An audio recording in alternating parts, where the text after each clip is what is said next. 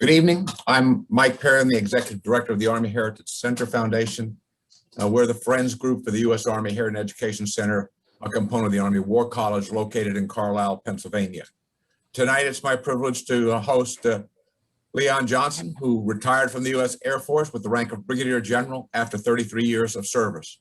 During his Air Force career, General Johnson commanded a fighter squadron, fighter group, and was Vice Commander of the 10th Air Force at the Joint Reserve Base in Fort Worth, Texas, and served as mobilization assistant to Secretary of the Air Force. A command pilot with over 3,500 hours of military flying time in the T-37 trainer, the A-37, and the A-10 fighter aircraft, including missions over Bosnia in support of Operations Deny Flight. Following the events of 9/11, the general served as director of the Air Force Crisis Action Team in the Pentagon. In 2009, General Johnson was selected as a trustee of the U.S. Air Force Academy Falcon Foundation. In 2011, General Johnson was awarded a Doctorate of Humane Letters by Tuskegee University. In 2013, the general concluded a 6-year appointment as a member of the U.S. National Academies of Science and Engineering Naval Studies Board. In November 2017, he concluded his second 3-year term as Secretary of the Air Force appointee to the Civil Air Patrol Board of Governors. In April 2018, General Johnson was selected to be an emeritus member of the Civil Air Patrol Board of Governors. In 2019, he was selected to be a trustee of the Civil Air Patrol Foundation. General Johnson worked at the United Parcel Service Airlines for over 20 years. He was the chief pilot responsible for all air operations in the western half of the United States, North and South Pacific, and all of Asia and the Middle East. He was also the human resource manager responsible for employee relations, workforce development, and employment for the UPS airline. He has more than 4,000 hours of civilian flight time in heavy jets. General Johnson is a member of several organizations, including the Air Force Association, Military Officers Association of America, Military Order of World Wars, Veterans of Foreign Wars, Reserve Officers Association, League of United States Latin American Citizens, Women's in Aviation, founding member of the International Black Aerospace Council, Tuskegee Airmen Incorporated, and Sigma Phi Fraternity. General Johnson was a Tuskegee Airmen National President for 10 years. In 2019, he received the FAA's Wright Brothers Master Pilot Award for 50 years of safe flying. So we should be privileged tonight because this speaker is very busy on a routine basis. So he's taken time to talk about a special program for us. I would ask you to hold questions and answers to the end, and then also use the question and answer icon on your screen to submit those questions. Sir, the floor is yours. Thank you, Mike. Greetings, everybody. Greetings from Texas. We are much better this week than we were last week. Texans aren't used to being -0 on the temperature, and we went from 2 degrees below last week to this week we were 72 degrees today, so big changes. As you heard in the introduction, I've had a career that spanned a broad spectrum in both the military and in the corporate world. We can go to the next slide there, Mike. Working at a Fortune 500 company, as he said, I was commissioned in the Air Force, went directly to pilot training. I've been an instructor pilot in every airplane that I have flown. 2 major airlines behind me, both of them, I was the employment manager at UPS. They broadened my perspective and gave me a whole bunch of human resources jobs. So I was a pilot that spoke to human resources, ended up doing a whole bunch of different human resources jobs. And when they put me back in the operation as a pilot, I was a chief pilot, had a $5 billion budget, got to buy the gas, feed all the crews, pay all the salaries. You spend a whole lot of UPS's money fairly quickly. And then when they put me in charge of half the world in air operations, my phone never stopped ringing. Well, what I want to talk to you today about is the Tuskegee Airmen. But first, I want to talk to you about the organization, Tuskegee Airmen Incorporated. It's a 501c3. It has chapters in 34 states, the District of Columbia and the Virgin Islands, has over 2,000 members.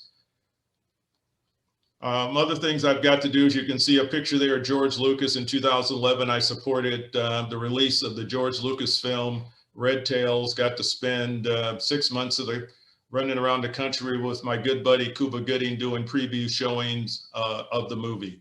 So I've had an interesting career. So let's get started. First, what I'm going to give you is a brief overview about the Tuskegee Airmen, and then I'm going to go into details. I'll give you the big picture, then I'm going to work you down through all the little pictures. Next slide. The Tuskegee Airmen not only broke the race barrier that resulted in the first Black aviation units that composed not only of 4 fighter squadrons and a group, but also 4 B-25 bomber squadrons and a group. Obviously, because of the couple of movies, you know that the fighter pilots saw combat overseas. The bombers were supposed to go to the war in the Pacific, but that war ended before they were able to deploy forward. Only 355 of the 992 pilots who went through the Tuskegee training program went to see combat in the European theater. The other pilots trained with navigators, gunners, radio operators, and bombardiers to operate the B-25 medium bomber. As I said before, however, the war ended before they were able to deploy forward into the Pacific. When the unit deployed overseas, the 332nd with its 4 squadrons, everybody was Black. All the maintenance, support, and administrative personnel were Black. While they remained in the States, the bombers, squadrons, and groups did have white personnel who were assigned to those units.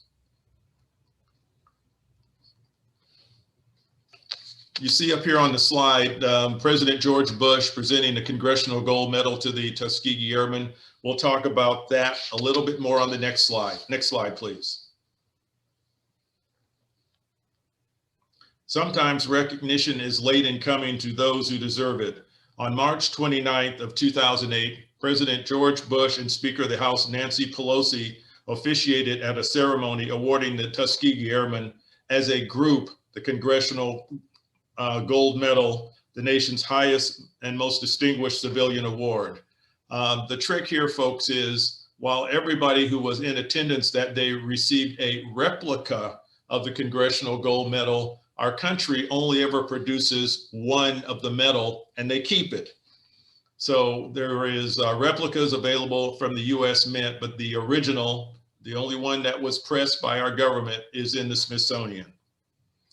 The organization, as I already said, Tuskegee Airmen Incorporated, is an organization that needs everybody's help. Anybody, everybody can join the organization. It's not a Black organization. It's not a military organization. Membership is open to all those who want to help preserve the heritage and legacy of the Tuskegee Airmen and work with youth. Now let's dive into the details that made the Tuskegee Airmen possible and why they were so successful. Next slide, please. Everybody always wants to know statistics.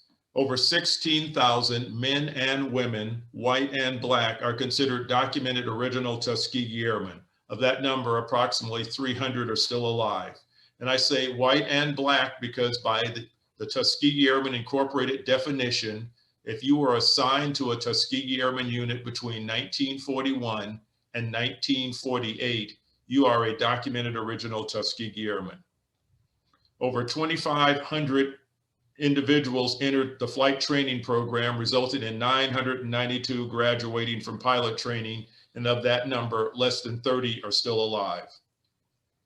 Of the 992 pilots, 355 deployed overseas and saw combat. Of that number, 8 are still alive. As you can do the math, more Tuskegee Airmen pilots flew the B-25 than the fighters. 96 pilots were killed overseas, 84 in combat. 32 pilots were captured and held as prisoners of war.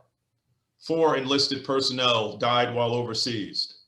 112 aerial victories were achieved by the Tuskegee Airmen. The Tuskegee Airmen received 96 Distinguished Flying Crosses. 4 Tuskegee Airmen pilots while overseas earned 3 aerial victories in a single day. 3 Tuskegee Airmen pilots each shot down 4 enemy aircraft. Next slide, please. What's the significance of the Tuskegee Airmen and this term double victory? They were the first Black pilots in American military service. They were the only US Black pilots who flew combat during World War II. You'll have to invite me back if you want to hear me tell you about who was the very first Black combat pilot, and he wasn't flying for the American military. So that's a teaser. The Tuskegee Airmen contributed to the desegregation of the U.S. Armed Forces. The first Black general in the U.S. Air Force was a Tuskegee Airman, their commander during World War II, Benjamin O. Davis Jr. The first four-star general in the U.S. military was a Tuskegee Airman, General Chappie James. The Tuskegee Airmen proved without a doubt that Blacks could fly combat as well as anyone else. They fought 2 wars. That's the double victory. One overseas against foreign enemies and one against racism within the U.S. military and at home. The double victory they achieved was not easily won because, as they would tell you, they had to fight to get into fight. It wasn't that they were welcomed into the military. They had to fight to get in the military, so you had to fight to get into the fight. I have a copy in my library of an old Air Force recruiting poster from the 1980s that says, "Before the Air Force broke the sound barrier, these airmen broke the race barrier." George Lucas did a documentary entitled Double Victory. It is the true story, the authentic story of the Tuskegee Airmen. People ask me all the time, we've seen Red Tails. Is Red Tails the story of the Tuskegee Airmen? Everything in Red Tails is factual. Everything in that movie is based on fact. But the actual story was a documentary also done by George Lucas called Double Victory. And when I've talked to him about it, he said he had to make all the money from the Star Wars movies to be able to have enough money to make the movie he wanted to make, which was Red Tails, but nobody paid to see that story. So he made a George Lucas movie and was giving away the documentary for free. So if you have the Blu-ray version of the movie Red Tails, look on your second disc. You'll find the 90-minute documentary Double Victory as George Lucas's gift. Next slide. Training. The training was accomplished at Tuskegee Army Airfield for the military training, but the civilian training was conducted at Moton Field in Tuskegee, Alabama. The picture on the bottom, you see what is known as Hangar 1 at Moton Field in 1941. The picture right above it is Hangar 1 as redone by the National Park Service when they created the Tuskegee Airmen National Historic Site at Moton Field in Tuskegee, Alabama, is their recreation back to what it looked like during the war. So they wanted to make it as authentic as possible, and they've done a very, very, very good job. So civilian flight training was done at Moton Field. Military flight training was done at Tuskegee Army Airfield, and you can see the gate and the fence that says Tuskegee Army Airfield. It's out in the country. It is in private hands. Of the 5 runways that it had, you might have 1.5 that might be able to be made functional again. The National Park Service picked Moton Field for the National Historic Site because it's close to the interstate and it is still a functional airport used by the city of Montgomery. The commander at Tuskegee Army Airfield, who everyone who was associated with the program says was the most significant, is a gentleman named Colonel Noel Parish, and we'll hear more about him in 2 slides. As I said, Tuskegee Army Airfield itself is now in ruins. It's on private property, while Moton Field is an airport for the city of Tuskegee. Next slide, please. Charles Chief Alfred Anderson. He is known as the father of Black aviation, truly a living legend. He's in the Aviation Hall of Fame in Dayton. He's only overshadowed by the countless number of Black aviators who he trained and mentored. Chief, as he is known worldwide, inspired and nurtured young aviators throughout the country. Chief Anderson organized the civilian pilot training program at Howard University in Washington, D.C. in 1939. He instructed the first advanced course under the civilian pilot program at Tuskegee at Moton Field. Civilian Pilot Training, or CPT, was established by President Roosevelt to create a pipeline of pilots in preparation for America entering World War II. President Roosevelt, to attract the black vote during the election of 1940, had promised that he would get blacks involved in aviation. And to execute that, the Civilian Pilot Training Program was established at Tuskegee. Chief Anderson went on to become the chief flight instructor for the Army's primary program at Tuskegee. Out of the program, the pilots known as now as the Tuskegee Airmen included people like Benjamin O. Davis Jr., Daniel Chappie James, graduated from that program. He ran the program and taught that program, but he did so much more because after the war, he stayed at it. He continued until in the 80s, he was still instructing people, and he has influenced black pilots in America, either directly or indirectly by the ones he trained or the ones he trained bringing others up and lifting them up. You see him in here pictured with Eleanor Roosevelt. While on a trip to Tuskegee, she encountered Chief Anderson, which is the official story of what happened, but those who know better say she sought him out. When asked by Eleanor Roosevelt if blacks could really fly, Chief Anderson replied, "Yes, ma'am." She then told him, "Then you and I need to go flying."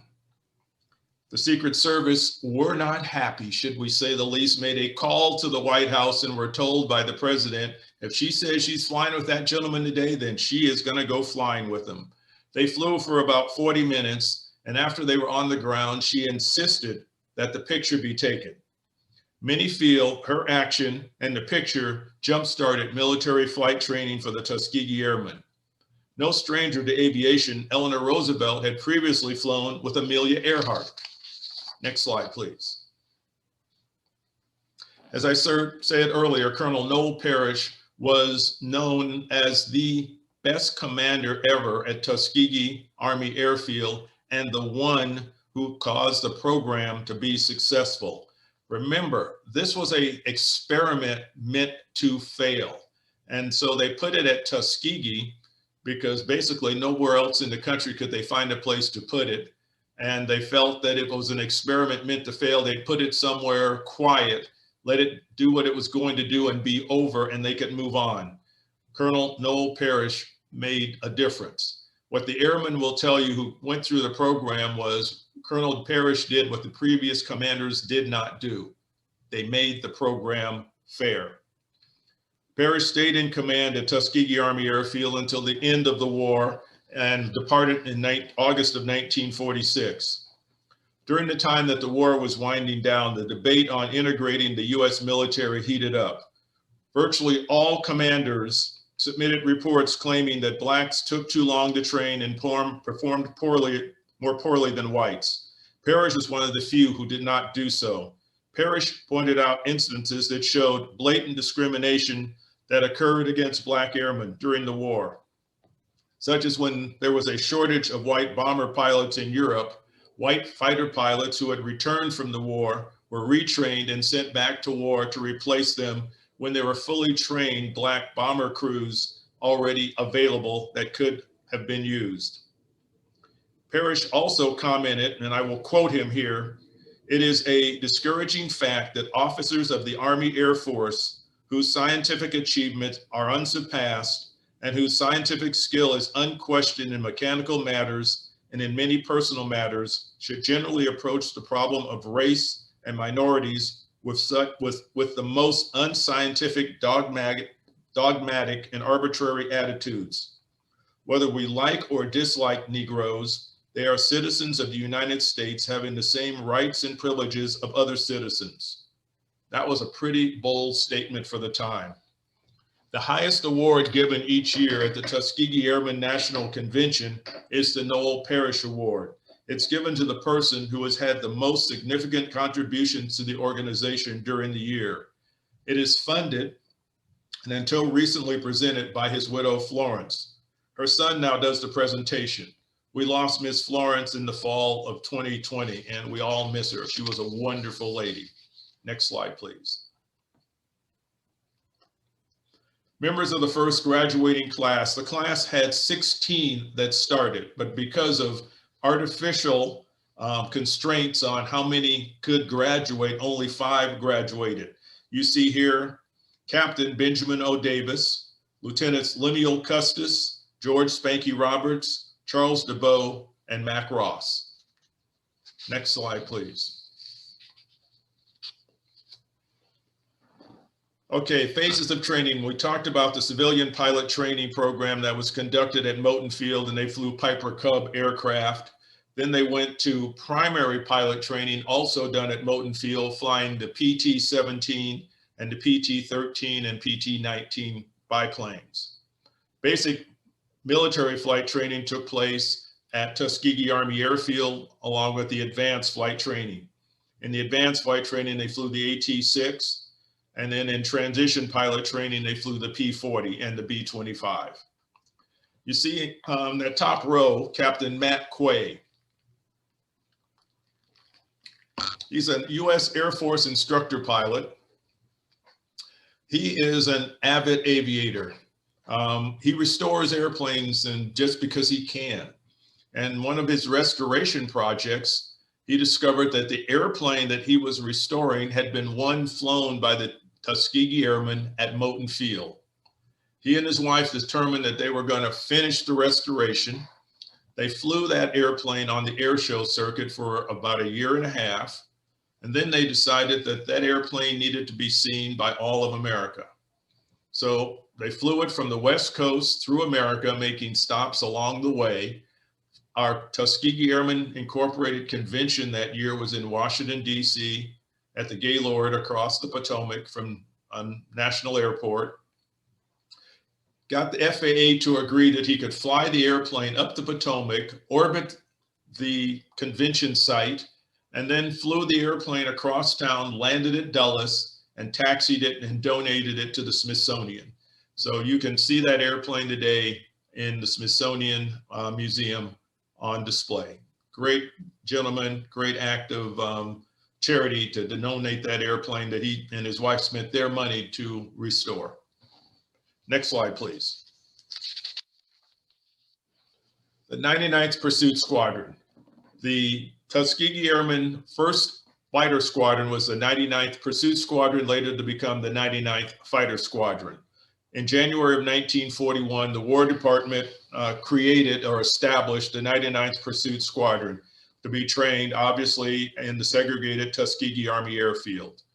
The NAACP, National Association for the Advancement of Colored People, the Black press, and others have been lobbying hard for the government to allow African Americans to become military pilots. However, neither the NAACP or the Black media approved of the solution of creating a separate segregated Black unit. They believe the approach simply perpetuated segregation and discrimination. At the behest of the President Roosevelt, the program proceeded as the separate unit was created, and they were based at Tuskegee in July of 1941.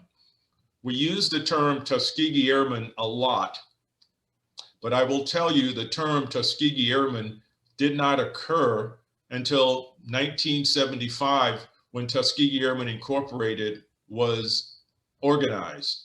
They were simply Black aviators flying in those units up till then. Despite being fully trained, there was an extended delay before the 99th was finally deployed overseas. They were transported via the USS Mariposa to Casablanca, and they participated in the North African campaign. From Morocco, they traveled by train to Uja, then to Tunis, and then that's where they first encountered the Luftwaffe. Flyers and ground crew alike were isolated in their initial command with the 33rd Fighter Group because obviously we were still a segregated military. The commander of the 33rd, Colonel William Momeyer, ensured that the Tuskegee Airmen were not in any way associated with anybody but themselves while they were under his command. The pilots they flew their first combat mission, and it was ground support. They were not sent after the Luftwaffe. They were just sent to support ground troops and to do ground attack, road recce, those kind of things. Finally, they went to Panatelleria in the Mediterranean Sea, and that's where they participated in the Allied invasion of Sicily in July of 1943. On July 2nd, 1943, Lieutenant Charles B. Hall of Brazil, Indiana, was the first Tuskegee Airman to shoot down an enemy aircraft. When he came back, the commander, Colonel Davis, had brought and preserved for that special moment something that was unique at that time in that theater, a bottle of Coca-Cola. So his reward was to drink a bottle of ice cold Coca-Cola in front of his contemporaries. The 99th moved to Sicily, where it received a distinguished unit citation for its performance in combat. Next slide, please. Colonel Benjamin O. Davis Jr. started off commanding the 99th Fighter Squadron and then moved up to command the 332nd Fighter Group. Benjamin O. Davis Jr. is a graduate of the University of Chicago. Oh, he attended the University of Chicago, I'm sorry. He entered the U.S. Military Academy of West Point in 1932. During his 4 years at the academy, Davis was racially isolated by his white classmates. Few of them spoke to him outside the line of duty. He never had a roommate. He ate by himself. His classmates hoped that this would drive him out of the academy. The silent treatment, as it was called, had the opposite effect. It made Davis more determined to graduate. He graduated in 1936, 35th in his class of 276. He was the Academy's fourth Black graduate after Henry Flipper in 1877, John Alexander in 1887, and Charles Young in 1889. When Benjamin Davis was commissioned as a second lieutenant, the Army had two Black officers, Benjamin O. Davis Jr. and his father, Benjamin O. Davis Sr. He later attended the U.S. Army Infantry School at Fort Benning. Then he was assigned to teach military science at Tuskegee Institute, a historically Black college in Tuskegee, Alabama. This was something his father had done for years because it was a way for the Army to avoid having a Black officer command any white troops. In September 1943, Davis was returned to the U.S. from the 99th Fighter Squadron. He gave the command of the 99th Fighter Squadron to the gentleman pictured next to him in the picture, George Spanky Roberts. And he came back to take command of the 332nd Fighter Group and bring it forward deployed to Europe. Soon after he arrived back in the States, though, there was some noise about how the Tuskegee Airmen were not doing their job and that there were poor performance in combat. He was told about the deficiencies and decided the only way to address it was to hold a press conference and to say, if you give me missions to attack German aircraft, I would, but if you give me missions to support troops and do road recce, that's what we're going to do. General Marshall ordered an inquiry, but allowed the 332nd, the 99th to continue to fly and the 332nd to deploy. The inquiry eventually reported that the 99th's performance was comparable to all other air units. And any questions about the squadron's fitness should not be considered because they were as fit as any other unit. In January of 1944, to silence all criticism, Tuskegee Airmen pilots shot down from the 99th and the 332nd, shot down 12 German aircraft in 2 days, protecting the Anzio beachhead. You can't quite read it on the airplane behind him, but that is General Davis's airplane. And his nose art says, by request. And where by request comes into play is that when fighter groups realized that these airplanes that were escorting them were bringing them home, they started to request that units of the 332nd be their escorts. And so General Davis' nose art says, by request. Next slide, please. The 477th Bombardment Group. Remember I said earlier that the bombers did not deploy forward during World War II. This unit was composed of 4 bomber squadrons, the 616th, 617th, 618th, and 619th Bombardment Squadrons.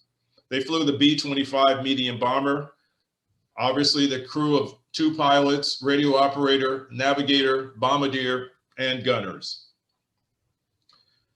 They were bounced around from base to base, but while they were at Freeman Field in Seymour, Indiana, in contradiction to Army Air Corps regulations, the local commander had established separate officers' clubs, one for whites, one for blacks. In April of 1945, black officers attempt to enter the segregated officers' club and in small groups. They were arrested and brought up on court-martial charges. 66 of them participated in this, resulting in 103 arrests. They were brought up in court-martial charges. They were eventually put on aircraft and flown to Godman Field at Fort Knox in Kentucky and confined to quarters there. While they were there under confinement, there were German POWs on base, officers, who had the free reign of the base while these officers were locked up. Eventually, all the charges were dismissed, except for 3 of them who were brought up on charges. 2 of those were dismissed at court-martial, and 1, Roger Bill Terry, was found guilty and forced to reduction in rank and forfeiture of pay. In 1995, at the Tuskegee Airmen Convention, Chief of Staff of the Air Force came to the convention and told all that letters of reprimand as a result of the event at Freeman Field, what's known as the Freeman Field Mutiny, were expunged from the records, and the court-martial of Bill Terry was overturned, and Bill Terry was there that day. And if you look at the documentary Double Victory, you'll see him that day with his wife and crying because he said, "I always knew I was right. It just took my country a little longer to figure it out, and give me my damn money back." That was Bill. What most people didn't know is that court-martial carried the effect of a felony conviction. For most of his adult life, Bill Terry could not vote. The act of civil disobedience is directly led to President Truman signing Executive Order 9981, which desegregated our military, and this all predated what we know as the American Civil Rights Movement. Next slide, please.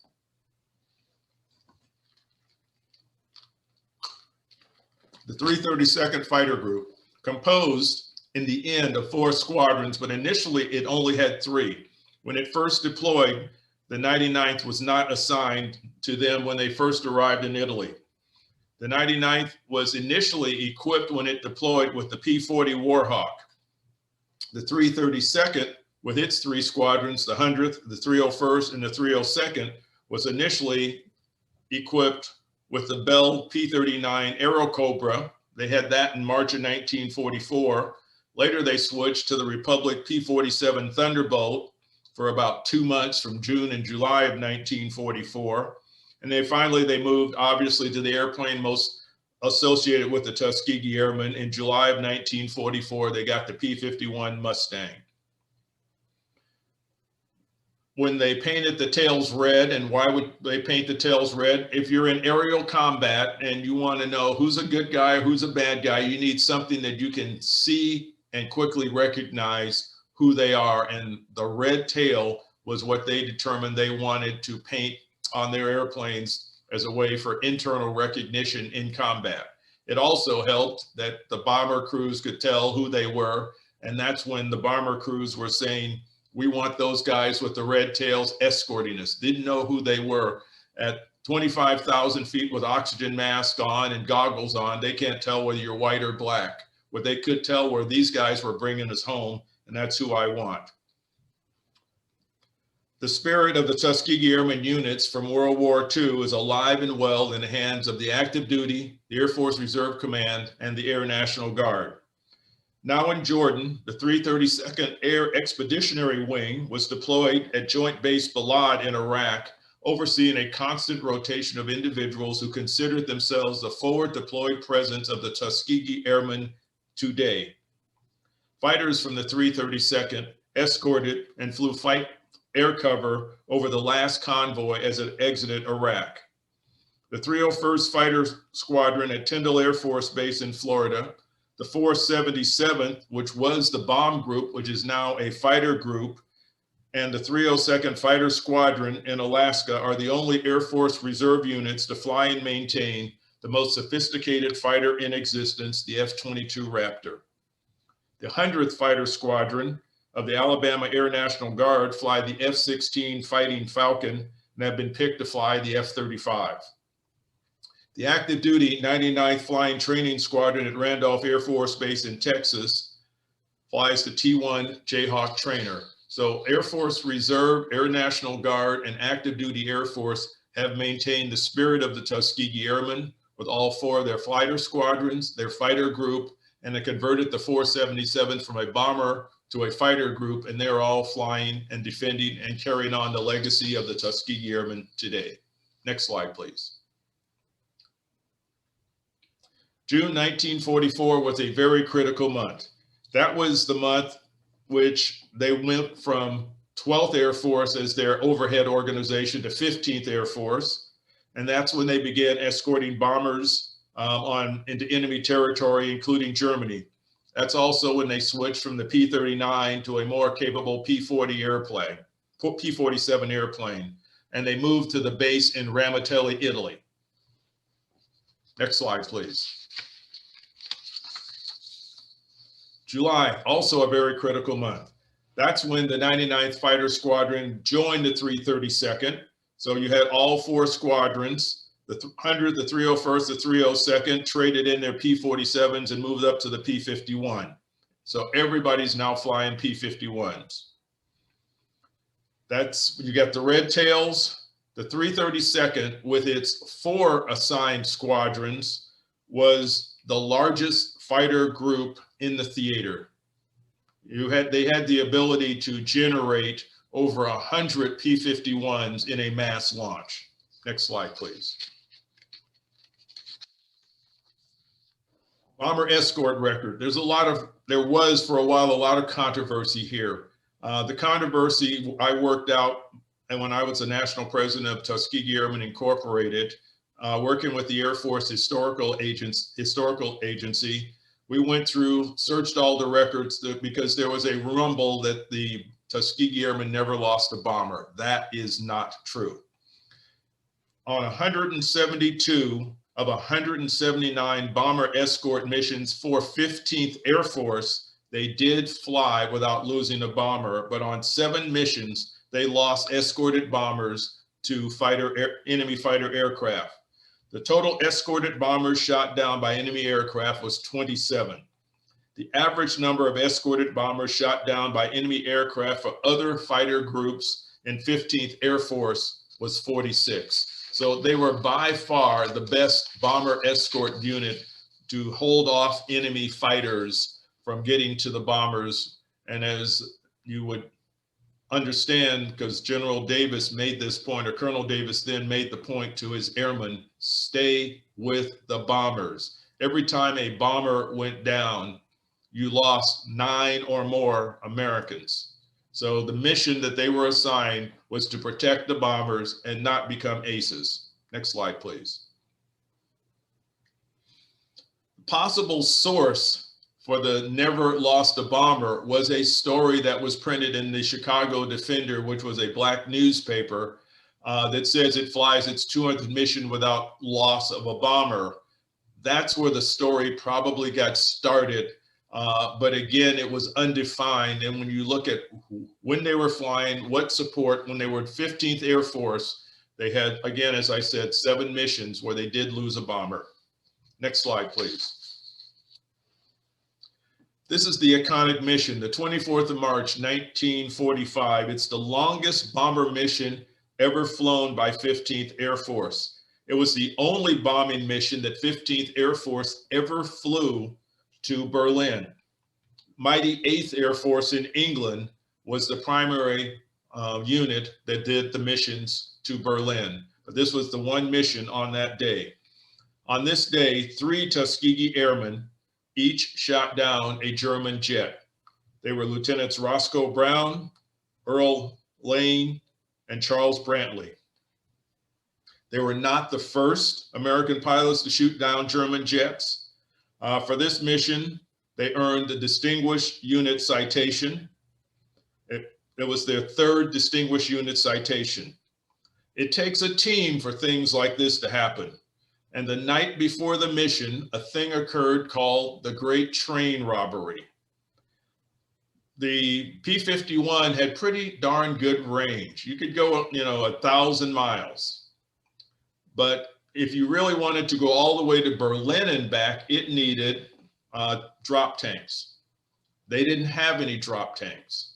It seems that the maintenance, support, and mechanics found a train that was going nearby. A Jeep happened to stall at a railroad crossing. And by the time the Jeep was finally moved off the railroad crossing, the train was missing some drop tanks. And when the pilots stepped to their planes the next day, they had drop tanks. So when they made the rendezvous, the Tuskegee Airmen were not assigned to the Berlin mission. They were assigned to take the fighters to a transit point, hand them off to another fighter group who would take them to Berlin and bring them back, and the Tuskegee Airmen were to go out and chase German airplanes. Get to the rendezvous, the other fighter group doesn't make the rendezvous for whatever reason. Obviously, the bomber lead says, can you guys take us on to Berlin with the drop tanks on board? The Tuskegee Airmen said, yes, sir. And off they went, and history is made. Longest mission ever flown by 15th Air Force, the only one they ever flew to Berlin. Tuskegee Airmen shot down 3 German jets, and the rest, as they say, is history. Next slide, please. After the war. Let me start with a little things that happened after the war. In Europe, the Tuskegee Airmen were conquering, were heroes who conquered the enemy who had overtaken Italy, and they were treated as heroes. They were heroes to the locals. When they came home, the Tuskegee Airmen went back to what they'd left. The prejudice and discrimination that existed before the war existed when they came home. They tell the story of the ship arriving at port, and there's a big band at a party in one direction, which said, white troops this way, Negro troops this way. No party. Get on the bus. We're taking you to your barracks. During this interwar period, George Spanky Roberts, who was the operations officer for a while of the 99th and later its commander, is on a train with his wife in his uniform. And at the time, the uniform included a .45. In the dining car, told he could not stay in the dining car and be served. Captain in uniform with war medals. That was the nation they returned to. So after the war, the 332nd Fighter Group is inactivated. They take the 477th and they make it a composite group, which has bombers and fighters in it, because we're still in a segregated military, and they had to find a base, which was Lockbourne Air Base in Columbus, Ohio. 477th lasted as a composite group for a while, and then they brought the 332nd back, and they have all the Tuskegee Airmen bomber crew and fighter crew who determined to stay in the military. Some of them were given hard choices. One of the Tuskegee Airmen I knew real well was a captain navigator in the bomber unit. He was told that there was going to be a reduction in force and that he was going to be rifted out, or he could stay as an enlisted troop, and if he stayed for his 20 years, retire as a captain.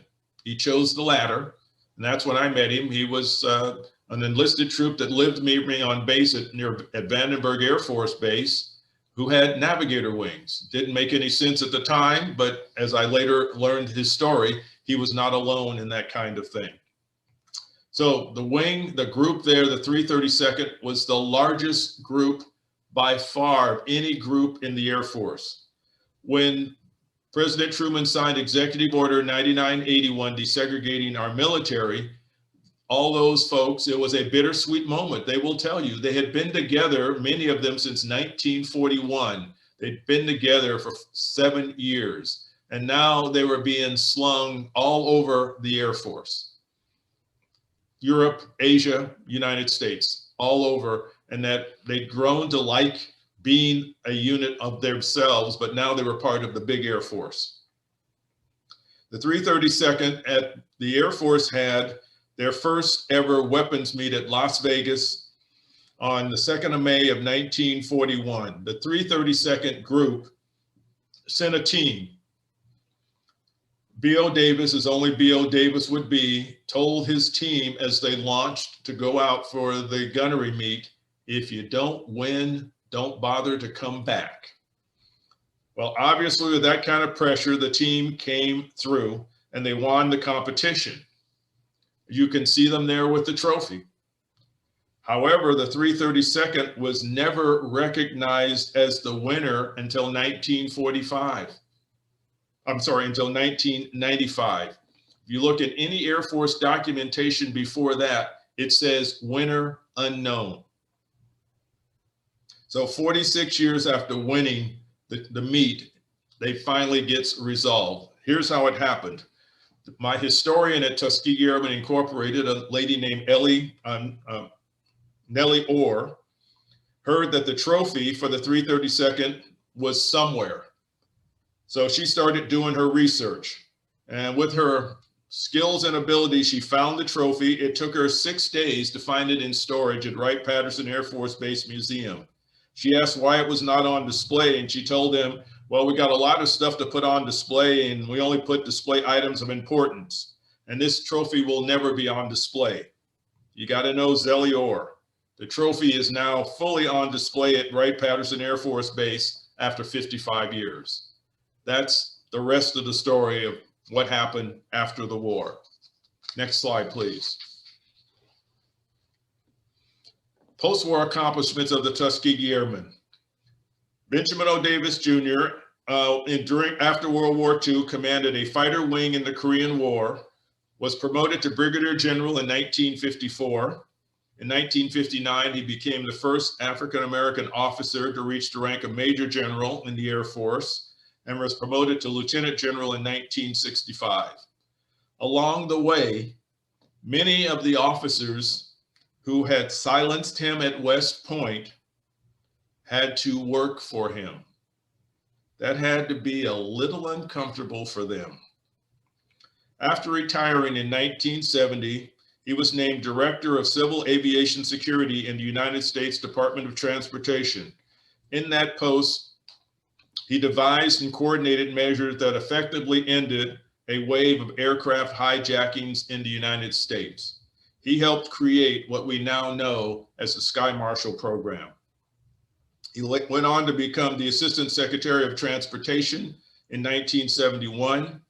On December 9th of 1998, Davis was awarded his 4th star. His 1991 autobiography, Benjamin O. Davis, American, recounts his career, and I highly recommend it if you can get a hold of it.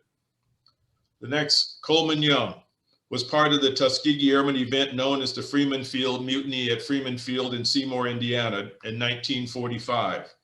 Later in life, he was the longest serving mayor of Detroit, Michigan. He served 5 terms from 1974 to 1994. Next slide. William T. Coleman. While a lieutenant at Tuskegee Army Airfield, William T. Coleman was arrested. He was at Freeman Field when the Tuskegee Airmen were arrested, and he advised his fellow officers that they needed a lawyer, a move that contributed to the dropping of the charges for most of them a few days later. He had legal training and continued it after the war. He went on to become the first Black clerk of the Supreme Court, hired by Justice Felix Frankfurter in 1948. He served the court during the debate over Brown versus Board of Education. In 1975, President Gerald Ford appointed William T. Coleman as Secretary of Transportation, making him the 2nd Black member of the President's cabinet. 4 years ago, when William T. Coleman passed away, they ran his obituary in the Wall Street Journal. I see the obituary, and nowhere in his obituary does it say anything about him being a Tuskegee Airman. So I put in some emails and phone calls to the editorial board of the Wall Street Journal and saying, why not? And the writer says it was in the article that I submitted, but it was cut for space constraints. That didn't sit well with me, so I wrote a pretty hateful letter that the Wall Street Journal did publish and acknowledge that William T. Coleman was a Tuskegee Airman. Mal Whitfield. This is my greatest story. I love Mal Whitfield. He was an athlete, a goodwill ambassador, and an airman, nicknamed Marvelous Mal. During World War II, he was with the bomber group, the 477th Bomber Group, and was a gunner on bombers. Obviously, they didn't go to the war. The war ends, and in 1948, he was a great athlete in college. In 1948, as a member of the Air Force, he goes to the Olympics in London, and he runs the 800 meters and wins the 800 meters. He wins the 800 meters again in 1952, but between those two events, he is still in the Air Force. And the Korean War flares up, and he goes to Korea and flies 27 missions as a gunner in bombers during the Korean War. So he goes to the Olympics in 1948 and is an Olympic champion. And then he comes back and sets an Olympic record. He comes back and flies the war, then goes back in 1952 to Helsinki and is again the 800-meter Olympic champion. So he is an Olympic champion and he is an athlete. He has a total of 3 gold, 1 silver, and 1 bronze medal in 2 Olympic Games. He does not make the 1956 Olympics, which does not make him happy, ends up retiring, and he goes to work as a goodwill ambassador and athletic mentor for the State Department, and they send him to Africa. At his funeral in 2015, his daughter introduces me to a gentleman who was there to speak at the funeral. And he was a gentleman named Kipchoge Kino. If you are anybody that knows anything about track and field, he was a great Olympian in 1968 and 1972. He was there, he told me, to express his personal and his nation's thanks for Mal Whitfield. His comment was, before Mal Whitfield showed up in Kenya, we did not know how to run competitively. The world now fears the Kenyan middle distance and long distance runners. They should fear us, but they would not fear us if Mal Whitfield had not come to Kenya and established our program. I said his daughter introduced me to him, to Kipchoge Kino. His daughter is Frederica Whitfield of CNN. Next slide, please. General Daniel Chappie James, the first Black 4-star general. He enlisted in the aviation cadet program in January 18th of 1943, received his commission as a second lieutenant at Tuskegee Army Airfield in 1943. He remained as a civilian instructor pilot for the Army Air Corps, and through his perseverance, he continued and became checked out in the P-40, then the B-25. And he was a B-25 pilot and flew with the 677th Bomb Squadron, part of the 477th Group, when they were at Lockbourne Field. Didn't see any combat himself until the Korean War. In the Korean War, he flew 101 combat missions in the P-51 and the F-80. He flew 78 missions into North Vietnam, many of them over Hanoi and Haiphong area. As the vice commander, he led a flight in the Operation Bolo MiG sweep with his wing commander, Robin Olds, where 7 communist MiG-21s were destroyed, the highest total of any mission during the entire Vietnam War.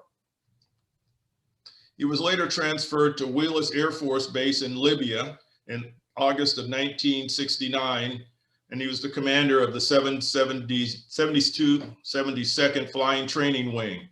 Following a coup there engineered by a radical Libyan officers, including Muammar Gaddafi, James had a tense standoff with militants in the late stages in turning over Wheelus to the Kenyans.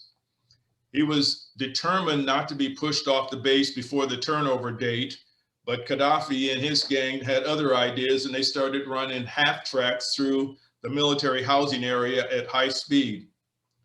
James closed the gates and locked the gates. Gaddafi arrived at the gates, and while talking to James, moved his hand close to his pistol, to which James replied, "I told him, you move your hand away," and if he had not pulled his hand away, he would never have cleared the holster. He said, "I would have shot him dead on the spot." On September 1st of 1975, James was promoted to 4-star general and assigned as the commander of North American Air Defense Command at Peterson Field in Colorado. In his dual capacities, he had operational command of all Canadian and American air defense forces. Next slide, please. In 2012, George Lucas released a movie about the exploits of the Tuskegee Airmen called Red Tails, which I hope all of you have seen. Like I said, if you get the Blu-ray version, it'll have the documentary Double Victory already on it. I mentioned earlier that Robin Roberts' documentary Tuskegee Airmen Legacy of Courage premiered last week on the History Channel. I forgot to add that to this slide. Now, let me conclude by tying what was started by the Tuskegee Airmen in World War II to our nation today. Next slide. Unfortunately, it often takes a tragedy to remind us that we are one nation, a nation that is made up a multitude of races, religions, and backgrounds.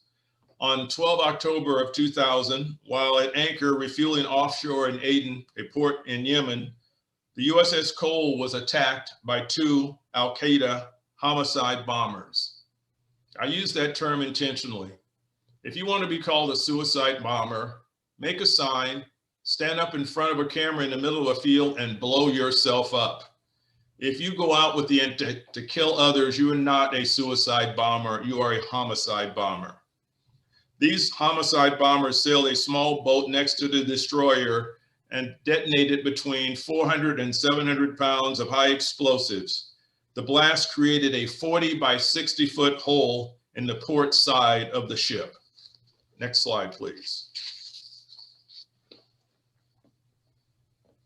Here is a picture that we should never forget.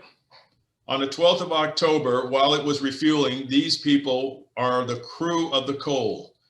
There were 17 killed and 39 sailors that were injured. The individuals pictured here are the crewmen from the Cole that were killed in this terrorist attack on the ship. Remember, this was a random attack on a random ship on a random day. But what you see, who was killed, is a slice of Americana. There's young, there's old, there's male, there's female, there's Black, Asian, Hispanic, and I'm sure they all had different religious preferences. Diversity is a strength and one that those who oppose us cannot begin to understand. By definition, every time a member of the armed forces and the Coast Guard put on a uniform, they are placing themselves in harm's way in defense of a dream. Every year, soldiers, sailors, airmen, Marines, Space Guardians, Coast Guardsmen, and DoD civilian employees from the active reserve and National Guard die in defense of a dream. We call that dream the freedom to live our American way of life. As a personal note, in January of 2000, before that deployment, I toured the Cole. I don't know if I met any of those people who were killed that day, but I did meet some of America's finest. The folks who carried out the attack hate us, hate our way of life, and don't understand us. They kill for religious differences and for family honor and wonder why we are not like them. Next slide, Pete, please. Each one of us has an opportunity to affect this outcome. We must assure that no one forgets that before there were affirmative action, equal employment opportunity programs, or civil rights movement, ordinary people with varied cultural backgrounds played and continue to play a part in building our growing nation. We must make sure that the youth of today are ready to assume their roles in the new millennium. Next slide.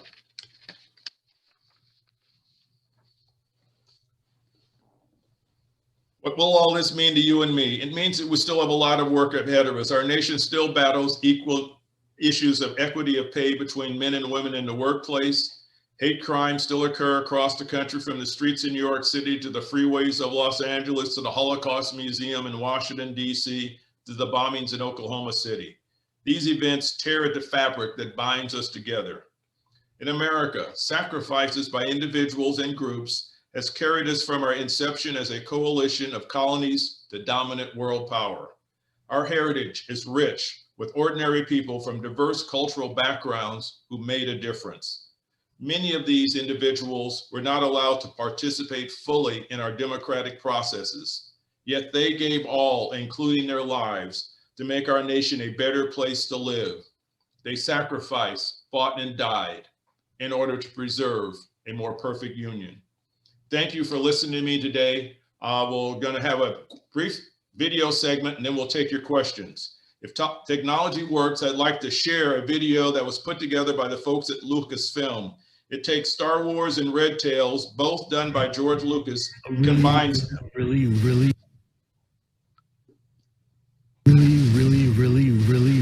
long time ago. Germans, let's get them! In a country at least 3,500 miles away. We've made it all the way from Tuskegee here to Ramatelli. And a galaxy far, far away. How did we get into this mess? A group of pilots best at flying things with their hands. I'm the best pilot in the whole army. Best star pilot in the galaxy. Did we mention they're the best? Best bush pilot in the Outer Rim territories. You just might be the best pilot that ever lived. We'll join forces with ragtag sidekick mechanics. Did somebody throw a train at you? Yeah, I can see you upset. Don't lose your temper. And to fight villains with terrifyingly exaggerated accents. We will crush the rebellion with one swift stroke. Zeigt keine Gnade. You said people gonna die?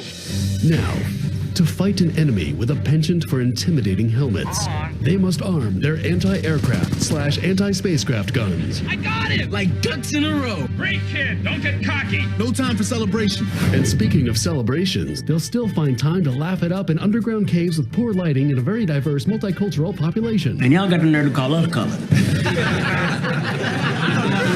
But when the time comes to watch some guy watch their aircraft take off, Red 10 standing by. Red 7 standing by. Red 3 standing by. Red 1 to Red 2, come in. Red 2 standing by. Red 11 standing by. Red 5 standing by. Stay on Red 4. Fine as wine, Red 1. Red 6 standing by. Red 9 standing by. when they're finally good and ready, Anytime, Red 1. All right, man, cut the chatter. Cut the shot on Red 2. Stay in formation. Stay in attack formation. What? What? You're breaking up. What? Who is this? because as luck would have it, This bucket of bolts is never going to get us past that blockade. somebody always gets stuck with the token old and busted aircraft. What a piece of junk. I feel like I'm flying my grandfather's Buick. But that doesn't matter because their belief in a mystical power that can get them through anything Hokey religions and ancient weapons. Black Jesus says it's gonna be a successful mission. Use the Force, Luke. will get them through anything, even right through the middle of their own enemy's explosion. What happened to you is luck. I call it luck. There's no such thing as luck. That's Black Jesus. There's no mystical energy field controls my destiny. There is no special mojo running the world.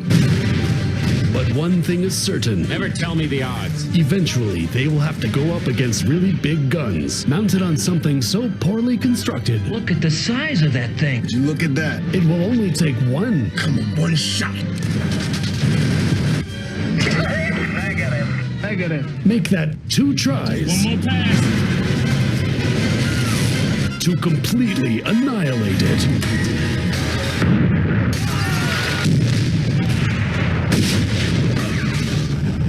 Star Tales. Here we go. You got one on your tail. You got Pretty Boy on your tail. I can't see it. I don't see him. Inspired by true stories of never-before-seen action events. Again, hope you enjoyed that. That was something the folks at Lucasfilm put together, and you know, they wanted to. It's amazing the similarities between the movies that were made so long apart. I will now open up for questions. So I'll start off with the first question. Geographically, where did the future airmen come from? Were they from a particular portion of the country, or were they dispersed all across the country? All across the country. Bill Terry, who I mentioned, who was a guy involved in the court martial, was from California. Many of them were from the north, but there were some that were from the south. They all over our country. Did they have were they older than the typical draftee or enlistee during the war? There is one of the uniqueness of the program. If you were white and you wanted to be a pilot, you just needed to be a high school graduate. All the Tuskegee Airmen had to have graduated from college. So they were better educated going into the process than their contemporaries. Got one question here. The gentleman who was from Howard University, where did he run? Did he run the training program up in the DC area? Yes, Chief Anderson. When the civilian pilot training program was started, he set the program up at Howard. He left Howard to go to Tuskegee. Okay.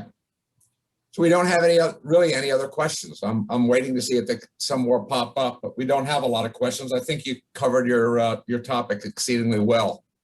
I'll wait here for a second. If you need more information about Tuskegee Airmen, go to the Tuskegee Airmen website, www.tuskegeeairmen.org. There's a thing on there compiled by Dr. Dan Hallman, who worked for the Air Force Historical Research Agency. It is called his chronology. If you search for the chronology, it'll take you to it. Last time I looked at it, it was over 90 pages, and it lists everything that the Tuskegee Airmen did from before World War II till just after World War II. Mission, every day, who flew the mission, what happened. So if you really want an in-depth look, you can find that information on the Tuskegee Airmen website. Okay. So now the questions come in. First one, were there many aces in the unit? No, there were 3 airmen had 4 kills. One, Lee Archer, had 4.5. For years, we wanted his family to protest and go in and see if the Air Force would grant him the other half. But there were no Tuskegee Airmen aces. 3 of them had 4 kills. Okay. Next question from Will. How was the first class selected? Benjamin O. Davis, because he was going to be the commander, was automatically in. The others were screened. Again, remember, they went through the civilian training at Moton Field in the Piper Club, and then they went over to the PT-13. And once they got through that, so 11 of them made the class, 6 of them graduated. Are they still holding reunions? Yes, well, in the COVID world, no. Tuskegee Airmen Inc. did not have a 2020 convention, but yes, the 2021 convention is supposed to be the first week of August in San Antonio. And again, all that information will be on the website once they make a decision whether or not the convention this year is going to happen. We all know, I mean, are people going to feel like they want to travel or they want to stay in a hotel? All those things that come in the COVID world.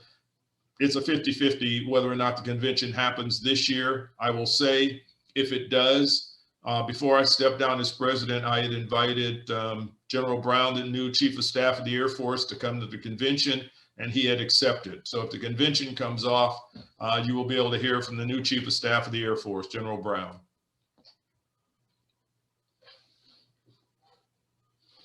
How many Tuskegee Airmen fought in Korean War? Quite a number of them. We know, Charles Mcgee, he's one of the unique stories. If you saw the Super Bowl a year ago, he's the gentleman who was 100 years old who brought the coin out for the coin flip. He turned 101 on December 7th of this year. He fought in the Korean War. We know Chappie James fought, B.O. Davis was there. I would say, there were probably hundreds of them. Remember, there were 16,000 to start with. Those who stayed in the military, there was probably 5,000. There was a war on, so I would probably say, several hundred Tuskegee Airmen participated in the Korean War.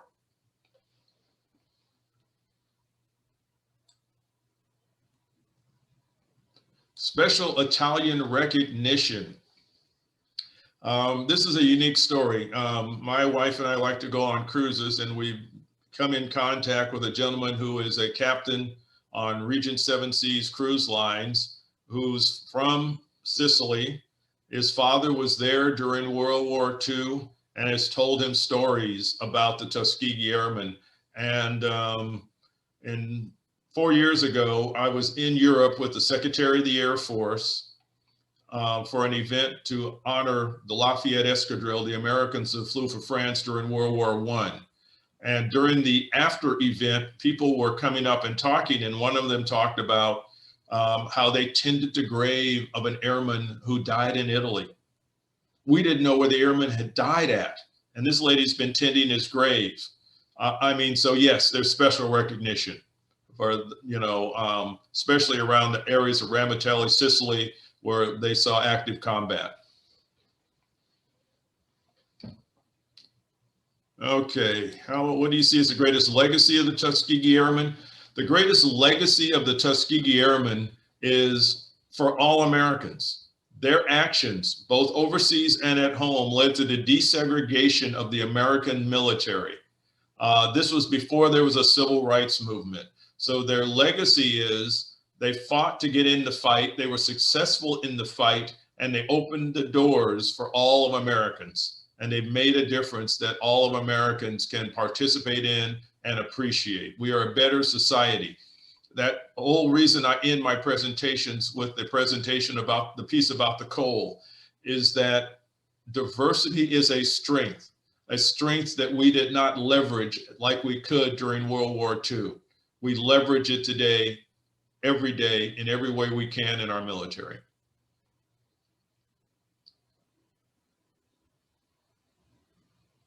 Yes, the answer to the last question, Colonel Phil Cochran, when they first got, the 99th first got to Africa, he was the only pilot who flew with them. He flew with them for 1 week, and he was their only introduction to the combat theater. Without him, they would have known nothing and gone in cold, but he did fly with them for 1 week when they were first over there and isolated by Colonel Mollmeyer. I hope that answers that question, but I did not say that, but that is very correct. He was the one who gave them assistance for a week.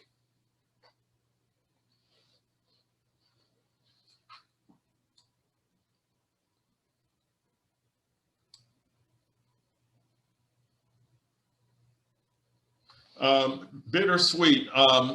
That's a good question. I would say it's bittersweet because they had formed a bond. Many of them had been to war together in combat. Some of the others in the 477 had been to war against prejudice and discrimination. So yes, they had formed a bond and they had become good friends, and they were among friends. When the desegregation and they had to spread out, I've talked to one of the Tuskegee Airmen who lives down in Florida.